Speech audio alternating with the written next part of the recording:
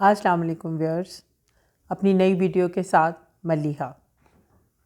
پہلے بک سے پھر انشاءاللہ اس پر بات کرتے ہیں۔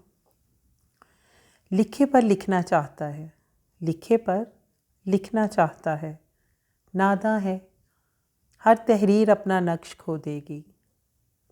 جو تحریر دل پر لکھی گئی اسے آنسوؤں سے دھو، آئینہ دل کو شفاف کر، اور پھر لکھ اس عشق کی داستاں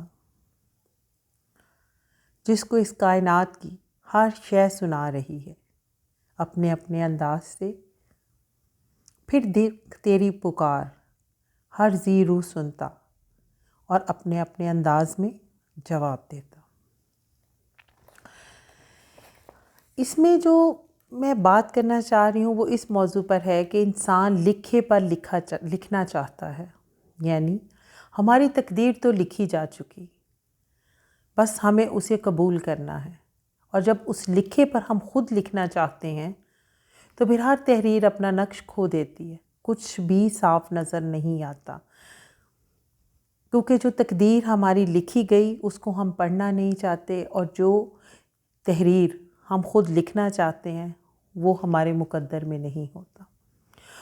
اس کے نتیجے میں انسان دو چیزوں میں مبتلا ہوتا ہے، ایک تو حسد اور دوسرا انسان احساس کمتری کا شکار ہو جاتا ہے۔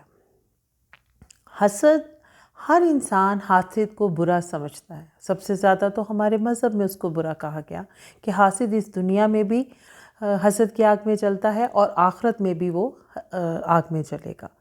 لیکن کبھی کسی انسان نے یہ سوچا کہ آخر ایک انسان حسد کرتا کیوں ہے، اس کی وجہ کیا ہے؟ تو میرا ماننا یہ ہے کہ انسان حسد تب کرتا ہے جب وہ اپنی تقدیر پر راضی نہیں ہوتا۔ اسے لگتا ہے کہ جو وہ دوسرا انسان ہے اس کی تقدیر مجھ سے بہت بہتر، یا تو میں اس سے بہت بہتر تھا اور یہ چیز مجھے میسر ہونی چاہیے تھی، نہ کہ وہ اس کو۔ حالانکہ اس دنیا میں اللہ تعالیٰ نے کسی کو بھی کسی چیز سے محروم نہیں رکھا، ہر ایک کو اپنے نصیب کا ملتا ہے، لیکن اپنے اپنے وقت پر۔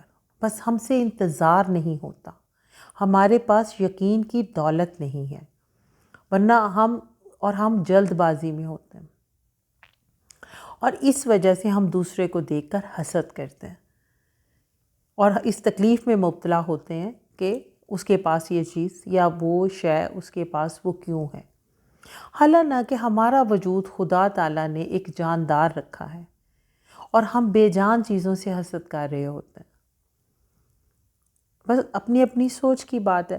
اس کے علاوہ میں ایک اور بات پہ بات کرنا چاہوں گی، اور وہ بات یہ ہے کہ حسد انسان، اس کی ایک اور وجہ بھی ہے۔ حسد انسان کیوں کرتا ہے؟ حسد ہم خود دوسرے کو مجبور کرتے ہیں کہ ہمارے سے حسد کیا جائے۔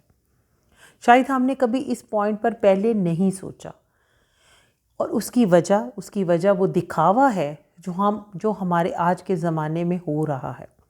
ہمارا کھانا، ہمارے کپڑے، ہمارا لائف سٹائل، ہماری کمپینین شپ، ہماری دوستی، ہر چیز کو لا کر ہم نے بازار میں رکھ دیا۔ کوئی آئے دیکھے اس کو سمجھے، ہر کوئی اس کو اپنے انداز سے لے رہا ہے، ہر کوئی ان چیزوں کو اپنے انداز میں سمجھ رہا ہے۔ کچھ لوگ تو اللہ تعالیٰ نے مضبوط بنائے ہوتے ہیں، کچھ لوگ اللہ تعالیٰ نے ایسے بنائے ہیں جن کے لیے انسان کی اہمیت ہے، جو ان بے جان چیزوں کو یا ان دکھاوے کی چیزوں پر ان کا کوئی فرق نہیں پڑتا۔ لیکن کچھ لوگ ایسے بھی ہوتے ہیں جو حسرت کی آگ میں جلنا شروع ہو جاتے ہیں، جن کو اگر وہ چیزیں حاصل نہیں کر پاتے تو ان کے اندر ایک احساس کمتری کا شکار ہو جاتے ہیں، اور وہی احساس کمتری انہیں ایک دن حسد میں مبتلا کر دیتا ہے۔ تو جہاں حسد کرنا منع ہے، میرے خیال کے مطابق وہاں پر دکھاوا بھی منع ہے۔ دکھاوا کرنا میرے خیال میں حسد کرنے سے بھی زیادہ برا ہے۔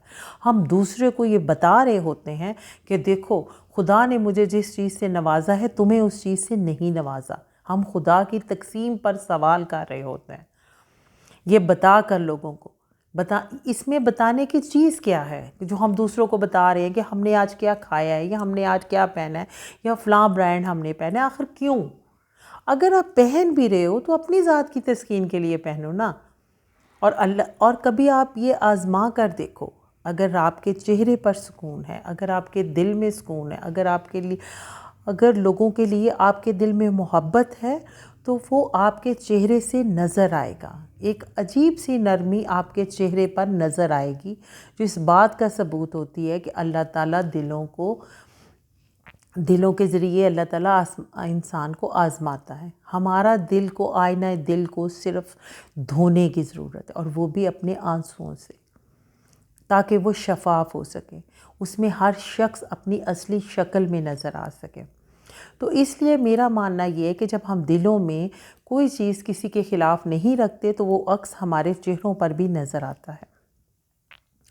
اس کے علاوہ جس طرح حسد اور دکھاوا اللہ تعالیٰ نے منع رکھا ہے، اس طرح ہمیں اس بات کو بھی سوچنا چاہیے کہ ہم آخر یہ ثابت کیا کرنا چاہ رہے ہیں، کسی کو یہ چیزیں دکھا کر اور یہ حسد کر کر۔ بہرحال جب تک یہ دنیا قائم ہے، انسان کو یہ بتاتا رہے گا کہ بھئی شاید میں تم سے بہت بہتر، اور وہ اس پر حکمرانی کرنا چاہتا ہے، اور شاید یہ ہی اس کی دکھانے کی، آپ کہہ سکتے ہیں کہ دکھانے کی ایک وجہ ہو سکتی ہے، ادروائز ایسی کوئی مسئلہ نہیں ہو سکتا۔ اور سب سے بڑی بات دیکھیں، ایک انسان کا ایک جاندار وجود ہے، جب اس وجود کو ہم بے جان چیزوں سے سجاتے ہیں تو آپ کا کیا خیال ہے؟ کیا قدرت اپنا مظاہرہ کر رہی ہوتی ہے؟ کیا انسان دیکھنے پر مجبور ہو جاتا ہے؟ نہیں۔